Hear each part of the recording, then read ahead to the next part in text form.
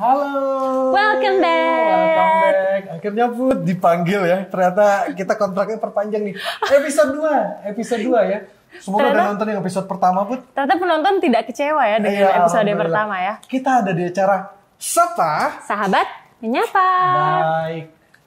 Episode 1 itu kita ngomongin Hari Perlindungan Terhadap Korban Terorisme. Oke. Masih ingat betul, ya? masih Bersama ingat. dengan beberapa narasumber termasuk dengan Wakil LPSK. Jadi hari ini kita akan ngangkat topik, tapi jangan yang serius-serius banget kali ya Put ya. Apa nih, game? Janganlah, kita tuh pengen yang ringan, tapi sesuai dengan tujuannya Sapa ini, kita bikin obrolannya ringan, tapi tetap ada informasi Put, supaya penonton kita nggak kecewa. Aku tahu. Ya. Film gimana? Ide bagus. Oke. Tuh kita udah mulai ya, episode 2 udah bagus. Jadi episode 2 ini kita akan ngebahas film. Tapi kita nggak akan ngebahas film cuman dari segi sinematografinya ya. Mungkin kita bukan ahlinya. Kita akan ngebahas film dari sudut pandang perlindungan saksi dan korban. Bolehkah aku menyarankan suatu film? Film apa dulu nih? Jangan Ini film kayaknya Indonesia yang akan nih. cocok nih, udah kayaknya akan apa? karena ini film lagi viral di sosial media. Seperti Instagram, TikTok, dan lagi rame banget dibahas dan di-review oleh orang-orang. Baik. Dan kebetulan aku udah nonton nih. Oh, udah duluan. Nah, Curista. dan kalau sesuai yang udah bilang tadi, kayaknya ini film akan cocok kalau kita bahas di topik Sapa episode kedua ini. Oke. Ini kamu ngangkat ini gara-gara pemainnya jangan-jangan. Emang udah sudah ada bayangan film apa? Episode 2 nih Put, kita udah mulai. Oke. Apa tuh kira-kira film apa nih? Pasti film Sayap-Sayap Patah. Betul banget! Iya. Yang main adalah Nicholas Saputra dan Ariel Tatum. Betul. Film ini di samping cast-nya itu Put, mengangkat topik yang sebenarnya sudah ada dari dulu, tapi mungkin jadi topik yang jarang kita bahas. Mungkin karena kejadiannya cukup langka dan ya nggak banyak orang yang mau ngebahas hal ini gitu ya. Terutama masalah terorisme, penyerangan gitu. Karena film ini kalau nggak salah real story ya Put ya. Iya, ini diangkat dari kisah nyata yang terjadi di Makobrimob beberapa tahun yang lalu. Ini sebenarnya rangkaian sih, udah jadi sebelumnya ada di Surabaya, kemudian terjadi juga di Jakarta. Nanti kita akan review deh terkait film ini. Oke, baik. Tapi nanti kalau kita ngebahas ini nggak mungkin kita berdua dong. Aku mau bawain kamu narasumber yang akhirnya kamu bisa akrab. Kemarin kan kamu jadi orang yang serba nggak tahu ya. Iya, nggak tahu apa-apa, nggak di briefing. Jadi, berarti yang kali ini aku kenal. sangat kenal. Udah sering ngobrolin masalah perlindungan saksi dan korban. Kita nanti akan undang narasumber itu khusus untuk menyenangkan hati Putri dan tentu juga untuk ngasih informasi sama sahabat semua ya. Nanti akan ada narasumber dan juga kita akan lihat gimana sih film Sayap-Sayap Patah ini dari perspektif perlindungan saksi dan korban, terutama si lembaga perlindungan saksi dan korban. Oke, kita kupas nih ya berarti ya. Iya, Siap, udah. Baik, sebelum saya mengajak narasumber kita untuk ngobrol masalah film ini dan bagaimana pengaplikasian dari perlindungan saksi dan korban, kita lihat dulu keseruan dari sosialisasi sahabat saksi dan korban di kota Surabaya. Iya, kayaknya saya tahu di modelnya. Selamat menyaksikan.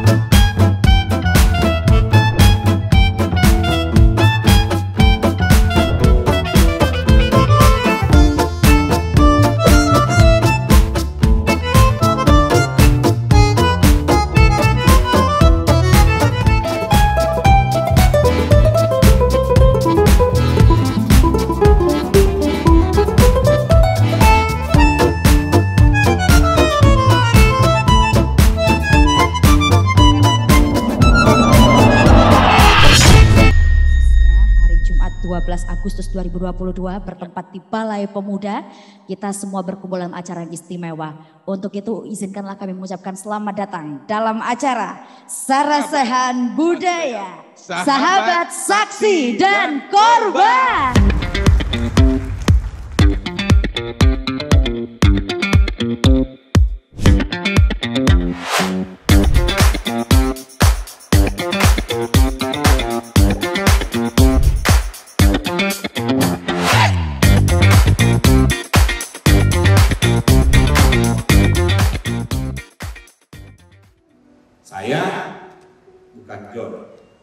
tentunya saya bukan hakim.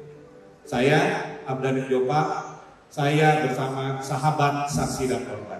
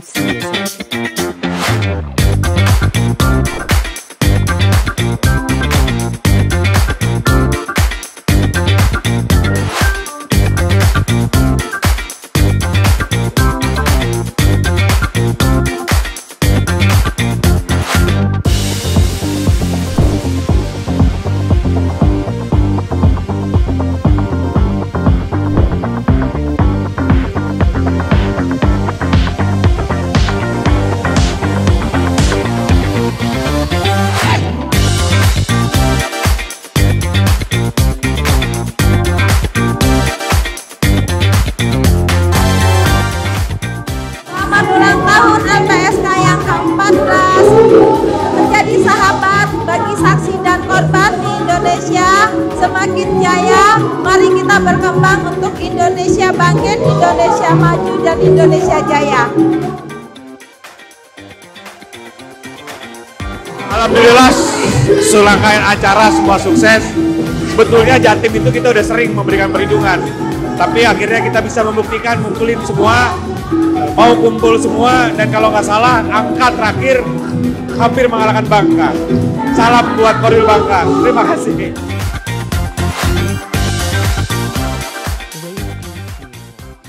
Pekerjaan kalian prima, istimewa. Setiap daerah ternyata bagus-bagus ya, punya khas sendiri-sendiri. Pokoknya keren dah. Sahabat saksi dan korban. Nek duduk awak dewe.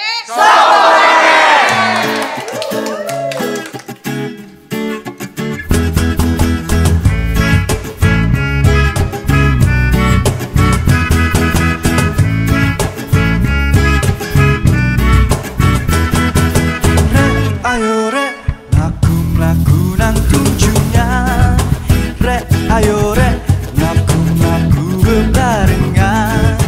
Cak, ayo cak, sopo gelem melu aku. Cak, ayo cak, golek kenalan cak ayu. Ngaloni doli watoko gumpah moto. Ngasih umumkan enggol hati lego. Sopo ngerti nasib awal lagi muncul. Kenal anai sing jodoh rujak cingo. Jom dipikir kon podo gak duwe sambu. Jom dipikir angger podo gelem lagu.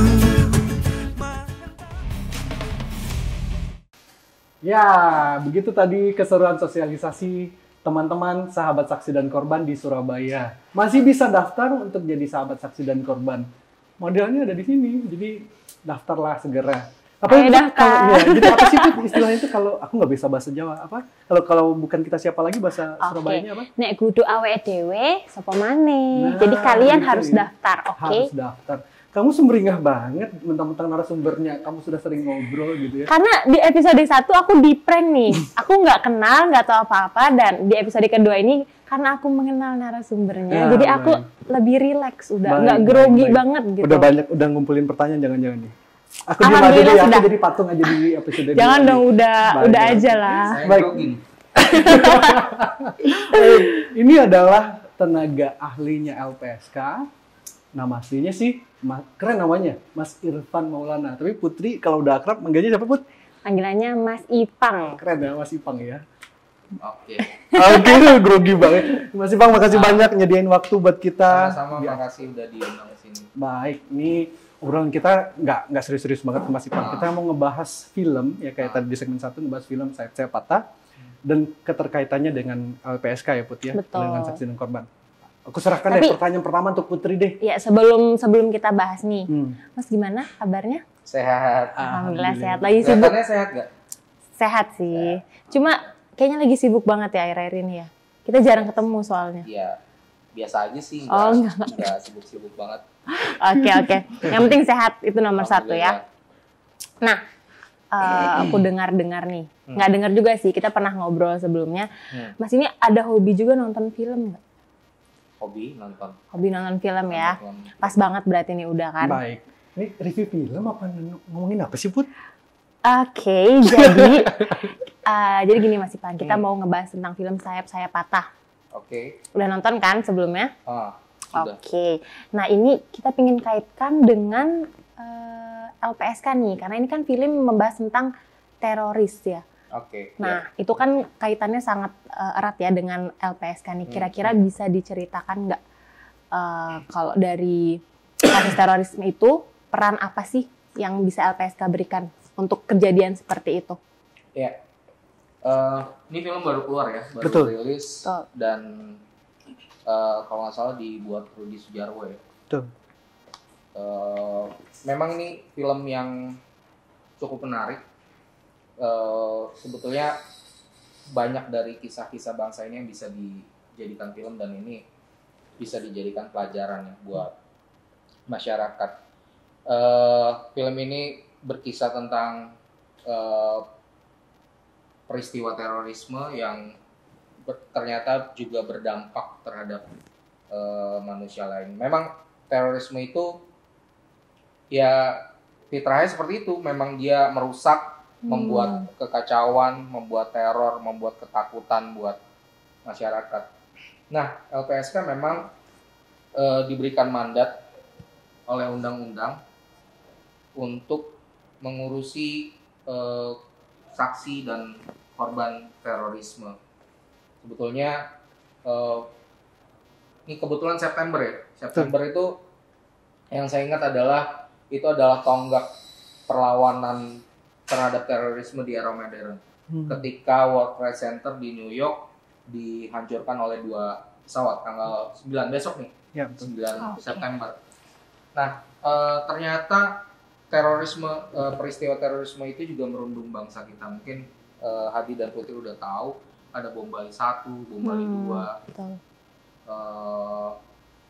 bom Bali 1, bom Bali 2, Manado, Surabaya betul, juga ya. Banyak sampai 2018 walaupun dengan eskalasi atau dengan dampak yang berbeda.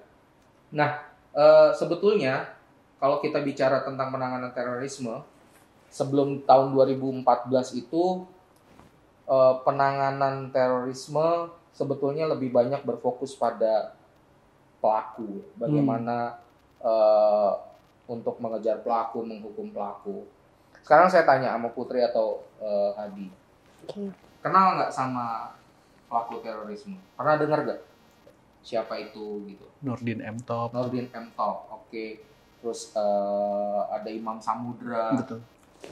Itu yang kita kenal gitu, kita stick point. Tapi kalau pernah dengar gak? Pernah ingat siapa nama korban terorisme, Put? Enggak. Ya, memang bicara tentang korban terorisme itu jauh dari riuh.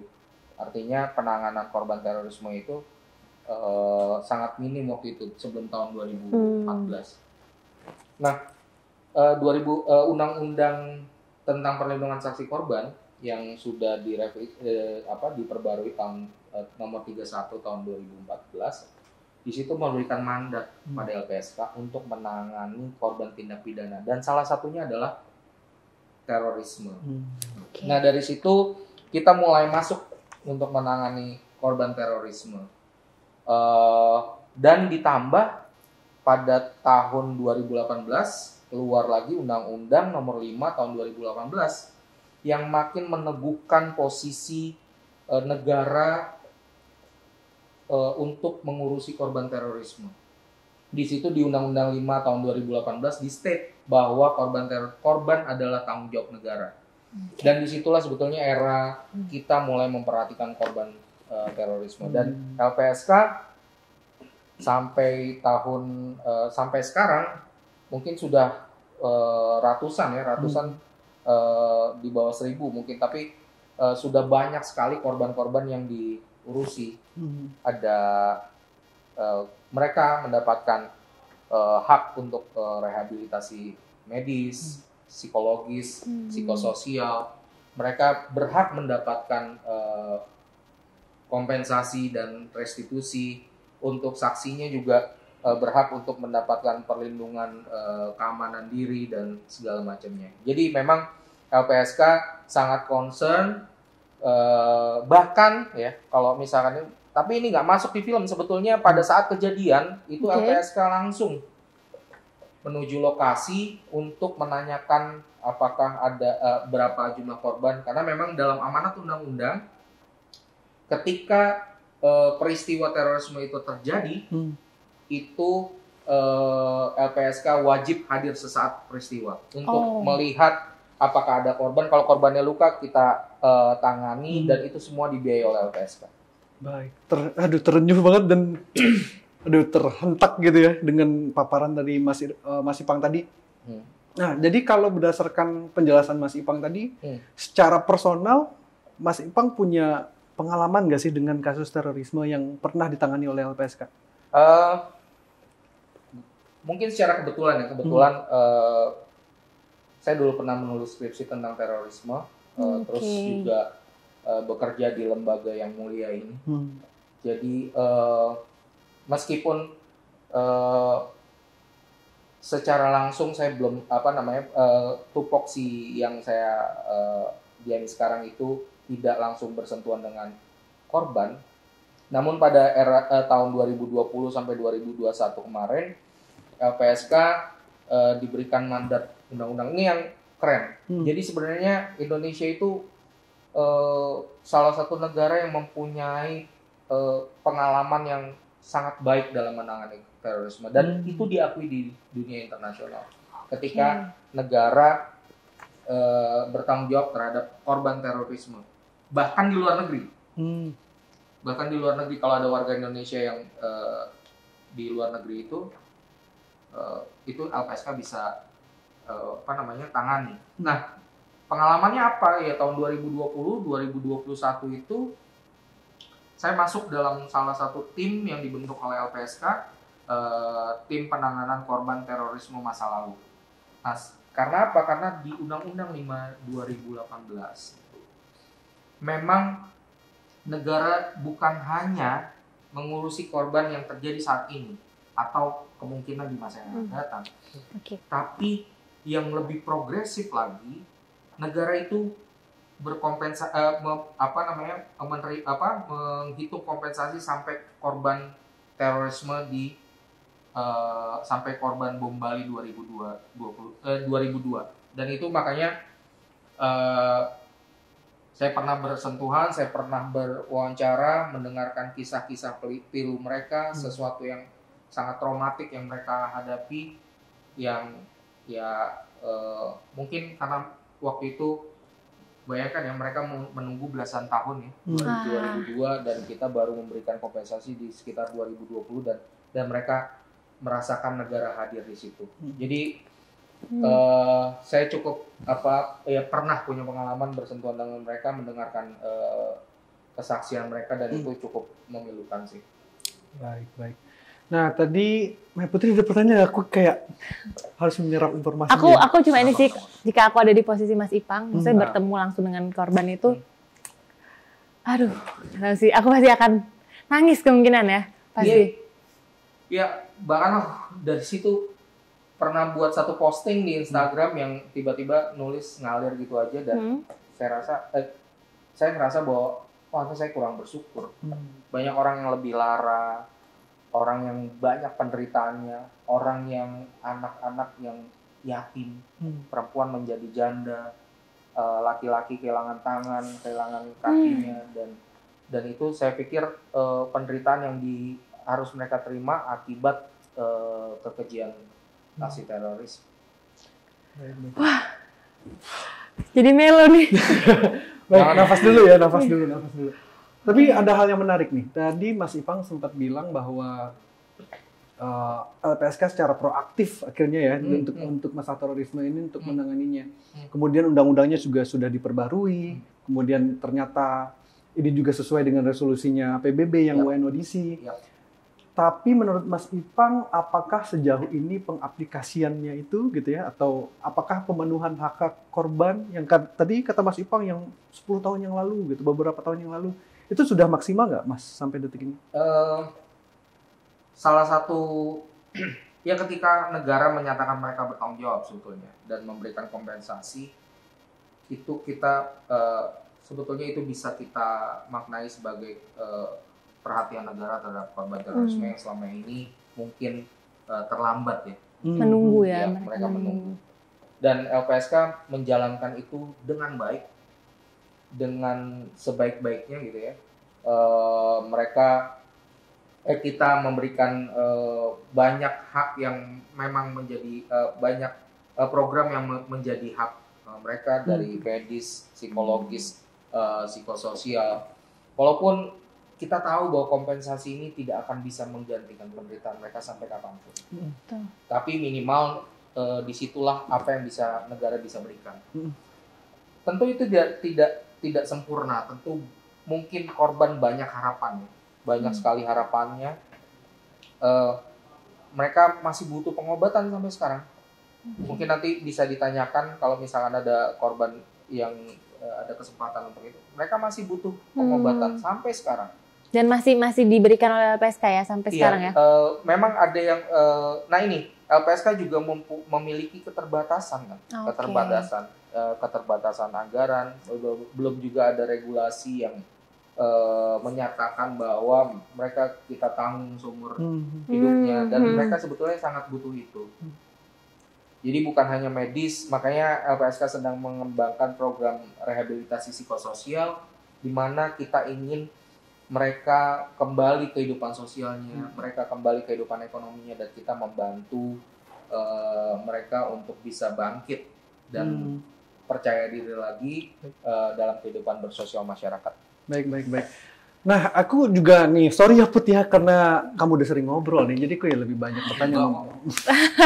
Tapi ya karena ini kesempatan emas nih, ada satu pertanyaan yang akhirnya menggelitik akhirnya. Tadi ada ujarannya dari Mas Ipang yang bilang keterbatasan anggaran, kalau keterbatasan tenaga juga Mas? Iya memang itu problem umum ya mungkin di LPSK, tapi alhamdulillah penanganan kita terhadap korban dengan apa yang kita punya, dengan kekuatan yang kita bisa, alhamdulillah masih kita bisa berikan. Kita bisa berikan kompensasi itu selama 2 tahun waktu itu. Ada 2 gelombang. Tapi memang yang masih kita masih dibatasi itu. Karena memang bukan hanya terorisme kan, kita punya tindak pidana lain nih. Belum sekarang kekerasan seksual meningkat dan kasus-kasus lain juga meningkat. Baik, kalau gitu di lapangannya gimana? Apakah nambah pegawai atau mungkin kita nyari pertolongan orang? Atau ada program? Iya, memang gini ya, angka kejahatan kita tinggi ya. Menurut statistik di Badan Statistik yang dirilis, angka kejahatan itu tinggi. Korban, artinya ketika ada kejahatan kan pasti ada korbannya gitu kan, korban kejahatan, dan itu juga pasti akan tinggi.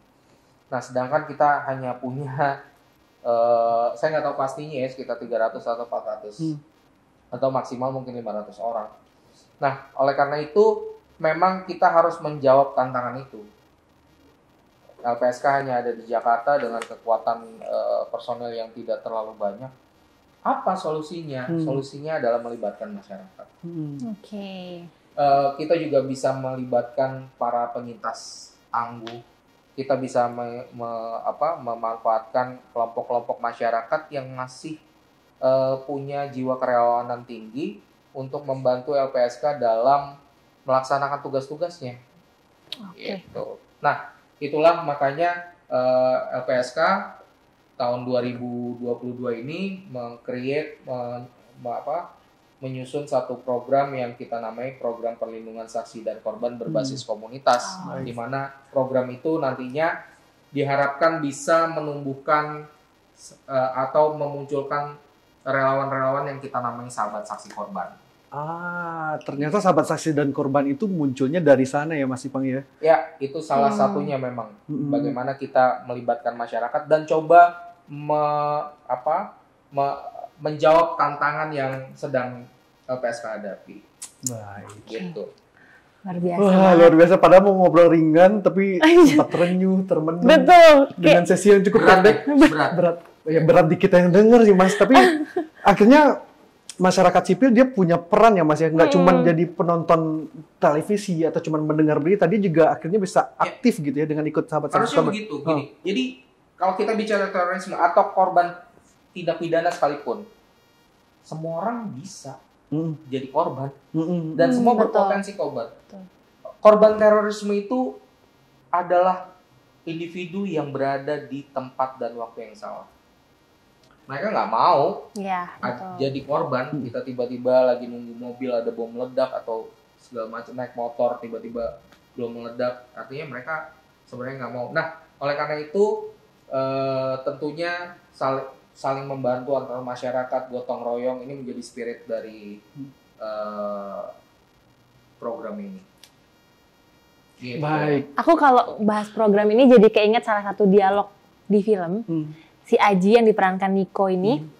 Dalam hidup ini selalu ada kejahatan dan kebaikan. Barang siapa yang tidak ikut mencegah kejahatan sama saja mendukung kejahatan itu sendiri. Nah, ini sangat relate ya dengan tujuan dari program ini. Luar biasa. Waktunya mepet banget ya nih. Udah diteriak-teriakin gitu dari tadi. Close. Saya ngerasa kayak 2 tahun nih. Groginya. Tapi Mas Ipang kan nyesel ya kita ajak, dan nanti kita ajak lagi ngobrol-ngobrol ya Mas Ipang ya. Iya, mungkin di episode ke 356. Ya Allah, amin. Semoga masih berjalan programnya. Dan masih sama ya. Masih dengan kita ya.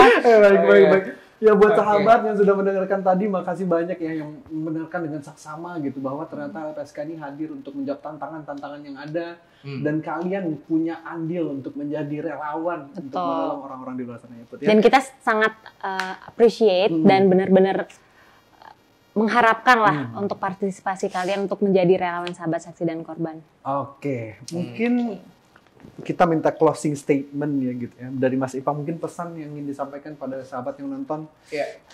Iya, saya pernah dengar satu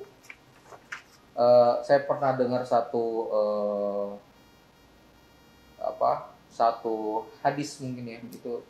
Ya, manusia yang baik itu adalah manusia yang bermanfaat untuk sesama. Dan sama ketika saya bekerja untuk LPSK, bukan hanya sekedar mencari nafkah, tapi mencoba menjadi manfaat buat sesama. Nah, itu sih sebenarnya esensi dari kehidupan ini, bagaimana kita bisa membuat perbedaan dan membuat manfaat buat orang lain. Nah, untuk itu saya juga mengajak teman-teman semua penonton acara ini untuk bisa gabung ke program Sahabat Saksi dan Korban. Kita bergotong royong, saling membantu. Karena kalau bukan kita siapa lagi? Wah, luar biasa. Keren banget. Ini harus kita pertahankan nih. Mungkin kayaknya nanti bayarannya di belakang naik nih episode berikutnya nih. Agak tinggi kayaknya. Aku Burger King aja sih. Wah, ini brand. Oh iya, ini iklan bisnis gitu ya. Apa boleh Burger King kita boleh disponsor? Iya, benar. Selanjutnya kita udah sebut nih. Iya, baik. Oke, Mas Ipang, makasih banyak untuk waktunya. Menyediakan waktu dari setelah banyak. kesibukannya. Semoga teman-teman mendapatkan ilmu yang sangat bermanfaat dari obrolan ini. Oke, thank you. Baik. Sehat selalu ya. Ya, makasih banyak Mas Ipang. Kita akan break dulu.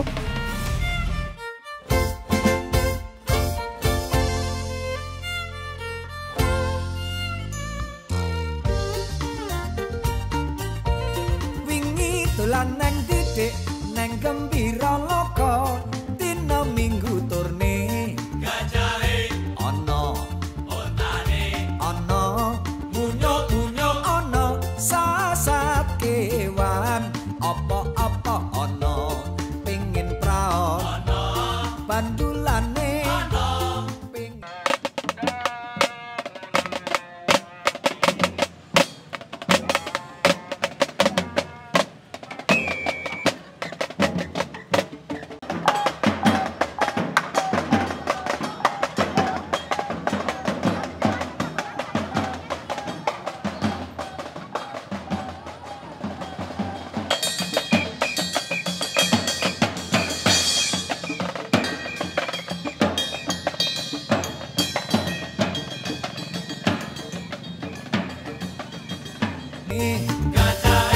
Ono ono munyuk-munyuk ono sasat kewan apa-apa ono pengin praon ono bandulane ono pengin jajan cekak era kuciwa cah cilik muda-mudi ya sing cilik bocah pisan. Nah itulah Tifa, kita semua LPSK, Lembaga Perlindungan Saksi dan Korban, lembaga negara diberikan mandat untuk memberikan perlindungan sehingga dari tanggal kemarin harusnya 30 diperingati sebagai Hari Internasional Anti Perdagangan Manusia.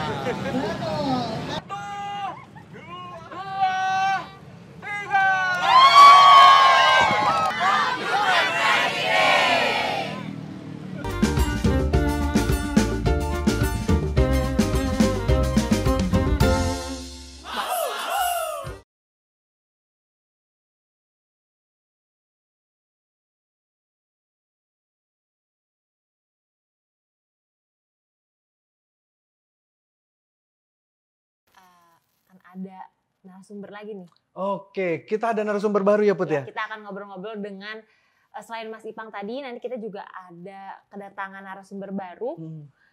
Namanya Pak Cipto. Beliau adalah Ketua Yayasan Penyintas Indonesia dan beliau ini adalah salah satu sosok yang sudah banyak sekali mempraktikkan aksi nyata dengan apa yang disebut dengan program Sahabat Saksi dan Korban. Baik, kalau tadi kita minta perspektif lembaga, sekarang kita minta perspektif dari penyintas dan orang yang secara aktif menjadi relawan ya Put ya. Betul. Baik, coba kita sapa ya Pak Cipto yang bergabung melalui Zoom bersama kami. Pak Cipto bisa dengar suara kami? Baik, jelas Mas. Baik, apa kabar Pak Cipto? Baik, malam. Malam. Sehat ya Pak? Jelas Mbak. Siap. Pak Cipto sehat? Alhamdulillah sehat. Semoga di sana juga sehat selalu. Oke. Pak, jadi kita buka pertanyaannya nih. Kita buka pertanyaannya dengan boleh nggak sih Pak Bapak cerita tentang YPI? Itu kenapa akhirnya Bapak sebagai ketua yang mendirikan organisasi ini Pak? Ya, baik. Terima kasih sebelumnya untuk program LPSK ya, Sapa. Untuk perkenalkan, nama saya Sucipto Wibowo, korban bom Kuningan di 2004, ya 9 September. Ya, nanti ke depan ini 18 tahun, besok hari Jumat. Ya, untuk YPI, Yayasan Penyintas Indonesia itu berdiri dengan dasar-dasar kebersamaan seluruh penyintas baik dari Bali, bom Bali 1, bom Bali 2, ada Marriott, ada Kuningan. Waktu saat kejadian memang kita saling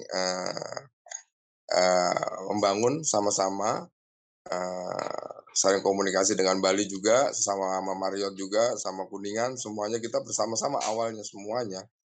Dan kita berkomitmen untuk terus mencoba menyuarakan hak korban dan ikut juga menjaga silaturahmi kita, saling membangun saling support karena saat itu kita masih sakit semuanya, masih dalam rehabilitasi, masih minum obat segala macam, kita masih terus pinginnya bersama-sama. Kemudian kita punya gagasan gimana kalau kita semuanya elemen-elemen ini menjadikan satu kesatuan, yakni di YPI tadi. Jadi di Bali ada namanya Isara Dewata Bali, Kuningan ada Forum Kuningan, ada Yayasan 58 Marriott juga segala macam. Kita akhirnya bersama-sama kita bikin Yayasan Penyintas Indonesia dengan tujuan lebih terorganisir, kita lebih fokus untuk menyuarakan hak korban karena saat itu memang hak korban belum ada dan juga undang-undangnya memang belum ada. Itu yang terlintas di kita juga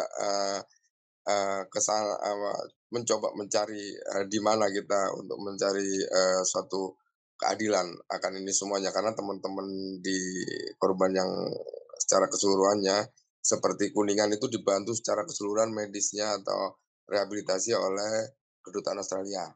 Bali sama NGO-NGO-nya, Marriott sama konsorsium JW Marriott-nya. Jadi memang belum tertanganin, belum tanda kutip kehadiran negara belum ada. Jadi kita coba cari lewat mana mungkin dengan bersatunya kita bisa untuk menyuarakan hak korban. Kemudian akhirnya kita kumpul terbentuk kepengurusan. Seluruh pengurus korban bom teroris seluruhnya kecuali satu orang, yakni bapak kita, bapak yang korban, yakni Bapak Imam Prasojo, dokter, dosen UI. Beliau yang menjembatani kita semuanya, dan kita akhirnya bisa menciptakan JPI, dan juga kita memperjuangkan hak korban. Dan akhirnya kita terus berjuang, walaupun teman-teman masih ada yang sakit juga, mencoba untuk mencari celah itu, yakni di Undang-Undang Nomor 15, Undang Terorisme. Tapi di sana nggak ada juga, karena di sana adanya sesuai amar putusan untuk mendapatkan kompensasi atau hak korban. Di situ susah, karena amar putusan ini udah lama kejadiannya. Pernah juga teman-teman NGO, saya juga datang di LPSK di kantornya waktu diproklamasi, di Raden Saleh waktu itu masih kantor LPSK ada di sana, ketemu teman NGO juga, coba cari amar putusan. Saya udah koordinasi dengan teman-teman Bali maupun di Jakarta, amar putusan Denpasar itu tanggal berapa, Jakarta tanggal berapa, kita udah sampaikan, tapi kita harus dapat amar putusan itu untuk bisa mengajukan hak kompensasi dan semuanya lain-lain. Susah, kita nggak dapat akhirnya itu. Akhirnya kita berjuang lagi Undang-Undang LPSK nomor 13 kah? Yang 2006 waktu itu. Di situ Undang-Undang LPSK belum ada juga, korban terorisme itu belum masuk HAM berat. Jadi kita belum dapat untuk hak korbannya. Jadi LPSK membuat FGD, membuat seminar segala macam, kita coba terus hadir diundang sama LPSK untuk menyuarakan itu, walaupun memang perjuangan berat karena banyak korban juga selain korban terorisme yang ingin masuk di dalam HAM berat juga waktu itu. Tapi akhirnya alhamdulillah masuk di HAM berat gitu. Di HAM berat akhirnya kita mendapatkan hak medis. Alhamdulillah LPSK waktu itu. Itu tepatnya 2016 ya, 2016 Maret kalau nggak salah. Itu keduluan di Bali. Bali mendapatkan hak medis karena ada jaminan atau ada surat rekomendasi dari gubernurnya bahwasanya nama-nama korban. Jakarta belum ada. Itu juga kita berjuang lagi. Panjang ceritanya. Pak Asto sama Bu Susi itu saksi. Kita nyari instansi pendamping untuk sampai ke Polda untuk menyatakan bahwa kita ini korban, tapi nggak dapat juga. Akhirnya terus kita bergerak, ya Undang-Undang nomor LPSK nomor 13 tadi, ada pembaruan di nomor 31 tadi. Terus akhirnya ada Undang-Undang nomor 15 tadi, dirubah di 2018, Undang-Undang nomor 5, dan akhirnya mendapat kompensasi. Jadi YPI sendiri konsennya selain memperjuangkan hak korban, juga menyuarakan hak perdamaian, juga poin penting konsen kita sampai saat ini yakni menciptakan korban menjadi penyintas. Ini tidak mudah dan tidak semua orang bisa berubah. Tapi alhamdulillah YPI hampir sudah 80%. YPI sekarang bukan penghuninya korban Bali Marriott Kuningan, tapi udah ada Kampung Melayu, ada Makobrimob, ada Surabaya, Cirebon, Solo, Jogja, ada semua di JPI. Jadi kumpul itu kita saling silaturahmi, membangun, dan kita perjuangan kita sama-sama semuanya luar biasa akhirnya kita mendapatkan kompensasi itu. Baik. Jadi, Pak, kalau boleh saya sela sedikit Pak, kan dari sejarahnya ternyata dengan revisi undang-undang, kemudian undang-undangnya berubah dari 2006 ke 2014, kemudian pakai undang-undang anti terorisme yang tahun 2018. Jadi sebenarnya Pak, kalau kita relate dengan film nih ya Pak ya, kita hubungkan dengan film, sebenarnya korban-korban terorisme ini kebutuhannya apa sih Pak? Apa sebenarnya yang saat ini masih sangat dibutuhkan oleh korban-korban terorisme ini Pak? ya, kebutuhan yang paling mendasar yakni medis. Dan medis terus psikologis ada, mental pastinya, dan juga pendampingan. Jadi mereka nggak merasa sendiri, jadi kita harus sama-sama semua. Jadi korbannya bukan beliau-beliau aja yang di film, tapi kita semua juga korban. Jadi kalau ingin bersama-sama atau ingin supaya bisa bangkit, itu sebenarnya kuncinya kebersamaan, membuka diri dan membuang sampah segala macam. Ada proses yang tidak mudah, saya bilang tadi, korban menjadi penyintas itu yang luar biasa di YPI.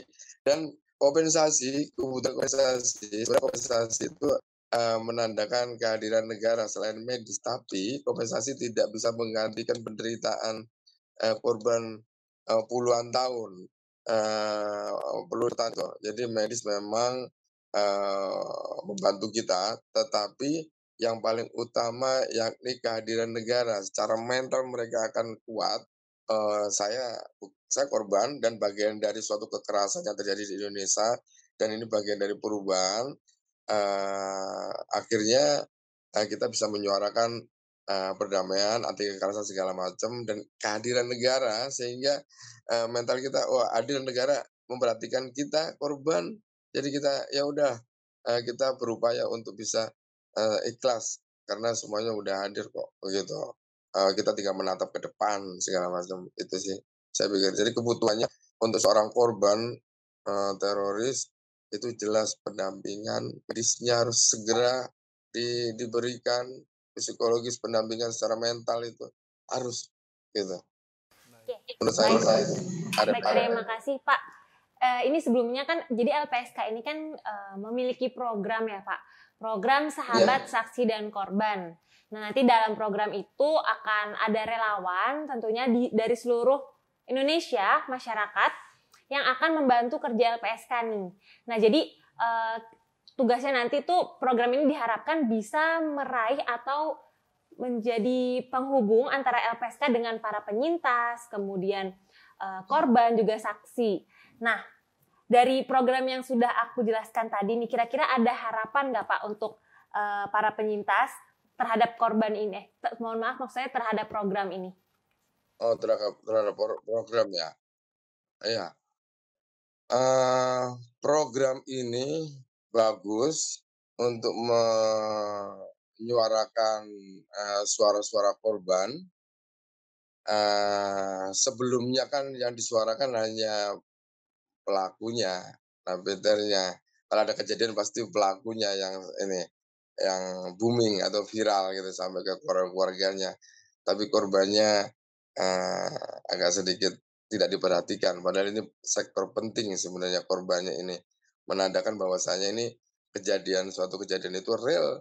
Ada korbannya, bukan karangan, bukan buatan. Kita sakit puluhan tahun gitu. Teman-teman saya sampai detik ini masih sakit gitu.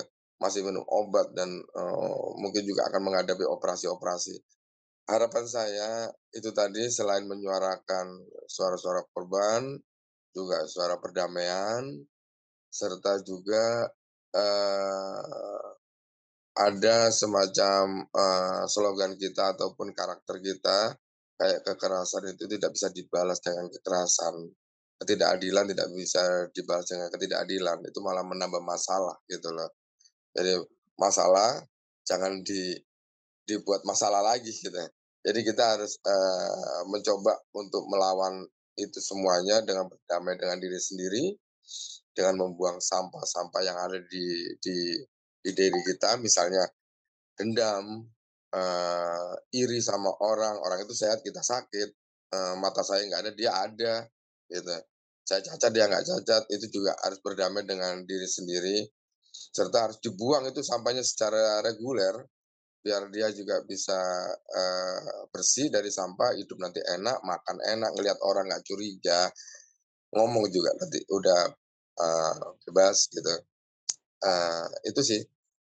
Jadi enak bergaulnya juga enak. Tapi kalau sampahnya belum hilang, itu yang dibilang tadi. Kalau korban itu sampahnya masih ada. Tapi kalau penyintas, insya Allah kalau terus secara reguler berkegiatan akan hilang sampahnya. Tapi tidak mudah juga, faktor-faktor eksternal penyintas bisa kembali jadi korban juga. Itu karena harus kita maintain juga di teman-teman semuanya. Harapan saya semoga LPSK ini dengan program ini bisa lebih baik menyuarakan korban-korban yang di sana, biar tahu semuanya calon-calon pelaku, ya jangan sampai ya calon-calon pelaku atau nanti yang bergelut dengan hal kekerasan, biar tahu bahwa korban ini ada dan jangan ada lagi korban-korban terorisme kembali, gitu sih. Baik Pak, makasih banyak. Mungkin terakhir dari awal, tentu kami berterima kasih Bapak menyediakan waktu untuk bercerita, jadi mengulang masa lalu ya Pak ya, mengingat masa lalu. Tapi ada nggak Pak pesan-pesan yang ingin disampaikan kepada penonton, kepada sahabat saksi dan korban, pesan serta motivasi supaya hal-hal seperti ini itu tidak perlu dilakukan lagi. Tadi Bapak sudah sempat singgung ketidakadilan tidak boleh dibalas dengan ketidakadilan gitu ya, kejahatan jangan dibalas dengan kejahatan. Jadi ada nggak Pak pesan yang ingin Bapak tegaskan kepada penonton kita nantinya? Ya, ada 2 pesan poin, satu untuk LPSK dan satu untuk para pemirsa acara ini. Satu untuk LPSK, mohon atas nama seluruh penyintas, saya memohon untuk LPSK bisa memperhatikan kembali korban-korban lama, terutama medis. Ini hal serius. Jadi korban terorisme itu tidak berhenti di waktu sakitnya, waktu kejadian, tapi sampai sekarang mereka masih meratapi sakitnya, traumanya, dan itu saya mohon bisa seumur hidup orang yang udah dinyatakan oleh BNPT berstatus korban terorisme, LPSK bisa cover semuanya, baik korban langsung maupun korban tidak langsung. Itu untuk LPSK. Sebelumnya terima kasih bantuannya selama ini kepada korban. Kedua, untuk pemirsa Sapa, program Sapa LPSK ini, kami yang jadi korban, mudah-mudahan tidak ada korban kembali, dan kami mohon doanya untuk bisa berubah semuanya menjadi penyintas, sehingga teman-teman semua korban bisa menatap hidupnya lebih baik. Kedua, suatu kejadian kekerasan tidak atau jangan dibalas dengan kekerasan karena tidak menyelesaikan masalah, gitu. Kedua, ketidakadilan pun, bila ada suatu ketidakadilan jangan dibalas dengan ketidakadilan pula, gitu. Masih banyak cara-cara lain yang bisa kita lakukan untuk hal baik yang tidak merugikan atau mencelakakan atau membuat seseorang meninggal, dan itu pun membuat penderitaan keluarga dan para korban seumur hidup. Jadi pesan saya, Indonesia damai dan Indonesia selamanya aman, dan untuk kita semuanya hidup lebih baik. Terima kasih. Terima kasih Pak Cipto untuk waktu dan ceritanya. Semoga kita bisa bertemu lagi dalam keadaan sehat ya Pak ya. Amin, amin ya Rabbal Alamin. Amin, terima kasih waktunya Pak. Kita akhiri obrolan kita, sampai bertemu lagi Pak. Semuanya. Sehat selalu ya Pak. Iya. Terima kasih. Ya. Baik, itu dia sahabat-sahabat semuanya obrolan kita dengan 2 narasumber ya Put ya. Aduh, aku masih mengontrol ini nih, emosi nih. Jangan lupa napas. Aku nggak tahu kenapa seperti itu. Jadi malah tadi aku berpikirnya obrolan kita tuh akan ringan. Bahas film kan? Ketawa-ketawa. Bahas film. Ternyata obrolan kita tuh penuh makna ya Put ya. Iya, Gak cuman ngobrol aja gitu. Penuh nilai, penuh makna. Aku cukup merasa lelah nih hanya dengan mendengar jawaban narasumber itu cukup mempengaruhi aku sih udah sejujurnya nih. Luar biasa. Baik, ya sesuai dengan harapan Pak Cipto tadi, semoga Indonesia aman dan damai terus. Dan satu pesannya, kejahatan jangan dibalas dengan kejahatan karena itu akan menimbulkan masalah lagi dan Betul tidak akan sekali. ada akhirnya. Gitu. Put, udah tahu nggak kita berapa lama ngobrol ini? Udah berapa lama? Udah mau sejam. Aduh. Masih mau duduk di sini karena masih kayak dunianya gitu ya. Kita kayak dibawa ke dunia Lagi lain. enjoy banget nih Iya, kita jadi nih. kita masuk ke dunia yang hampir nggak pernah kita Iya, obrolin. betul, Karena dari betul tadi banget. Mas Ipang dan Pak Cipto juga bilang bahwa kenapa yang diomongin itu selalu pelakunya gitu. Kenapa nggak korban yang diangkat namanya gitu ya. sedih gitu. Jadi sebagai bagian terakhir dari acara Sapa episode kedua ini, kita punya beberapa informasi nih, Bu. Oke, Punya beberapa silakan. informasi.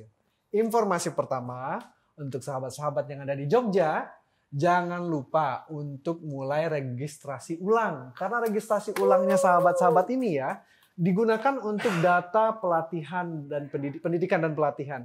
Sampai tanggal 14 September 2022 pukul 3 sore. Jangan terlambat. Maksimal 3 sore ya berarti udah ya? Iya, jam kerja ya. Jadi jangan sampai tertinggal. Karena nanti kalau datanya teman-teman tidak kami dapatkan, sayang kami tidak bisa mengontak teman-teman untuk diklat. Itu informasi yang pertama. Dan informasi yang kedua, jadi gini, seperti biasa, kita akan memberikan hadiah. Kita nih orangnya ini ya. Produser Sukanya kita, bagi-bagi sutradara hadiah. kita ini ternyata banyak sokongan ternyata ya untuk ngasih hadiah. Apa Put? Jadi gini, caranya sangat mudah. Jadi para penonton program Sapa cukup mengupload atau mengunggah momen ketika nonton program Sapa. Gimana sih mungkin ekspresinya atau lagi sambil makan atau sambil nyapu gitu kan. Pokoknya seunik mungkin kalian bisa upload dan jangan lupa tag ke Instagram Sahabat Saksi dan Korban. Untuk kalian yang beruntung, yang kira-kira nanti kita akan seleksikan nih udah, kita akan mengirimkan hadiah. Hadiahnya juga spesial karena itu spesial Sahabat Saksi Korban lah. Pokoknya kita buat sendiri lah gitu hadiahnya. Iya, souvenir khusus deh buat sahabat Betul. saksi dan korban. Itu informasi kedua ya Put ya. Yang ketiga, ada lagi nih, ini banyak banget informasinya. Ada lagi ya? Pada waktu udah habis, sutradara udah bilang, gitu ya. Tapi Jangan menghentikan kami, kita ada jangan. informasi lagi. Jadi informasi berikutnya adalah, kan kita udah beberapa kota ya Put. Sosialisasi tadi ada Surabaya, ada Jogja. Kita mau berangkat lagi nih Put. Aku tahu ke mana sih? Makassar. Ya ampun, teman-teman di Makassar. Kita mau menjemput kalian, mau mengajak kalian untuk bergabung dalam program Sahabat Saksi dan Korban. Jadi ingat, acaranya akan dilaksanakan September ini. Ya, September ini. Pantengin Instagram LPSK dan Sahabat Saksi Korban gitu ya. Supaya kalian tahu detailnya. Siapa tahu kalian adalah salah satu dari undangan kami untuk acara ikut sosialisasi banget. Dan ini. kita bisa jamin untuk acaranya pasti akan seru banget. Karena akan ada guest star, ada musik. Kemudian kita akan bertemu dengan beberapa orang-orang penting lah, maksudnya yang memiliki peran dan bisa share tentang LPSK. Jadi pokoknya acaranya bakal menarik banget gitu. Jadi teman-teman di Makassar tunggu kehadiran kami. Baik. Ada lagi nggak? Ini sebelum disilang-silangin mulu nih. Kita udah ya. Jangan ada pesan-pesan lagi ya. Udah cukup ya. Aku sudah Baik, Put, cukup menyampaikan kayak gitu. Kita mau merasip hari ini. Terima kasih semua teman-teman, kepada saudara produser, asisten saudara dan semua tim yang tim bertugas. narasumber juga gitu. Ya, Terima betul. kasih Kita banyak untuk makasih waktunya. banget. Kami berharap nanti sahabat-sahabat semuanya bisa memetik pesan dari kami, memetik informasi dan bisa mengaplikasikannya dalam kehidupan sehari-hari. Dan jangan nangis. Cukup aku aja yang nangis. Jangan kalian nggak kuat. Tunggu kita di episode ketiga untuk obrolan seru lainnya. Betul. Saya Hadi. Dan saya Putri. Mengucapkan terima kasih atas perhatian. Mohon maaf apabila ada salah-salah kata mewakili seluruh kru yang bertugas dari gedung LPSK lantai 6. Pamit undur diri. Salam sapa. Sahabat menyapa. Bye-bye. Bye-bye. See you guys.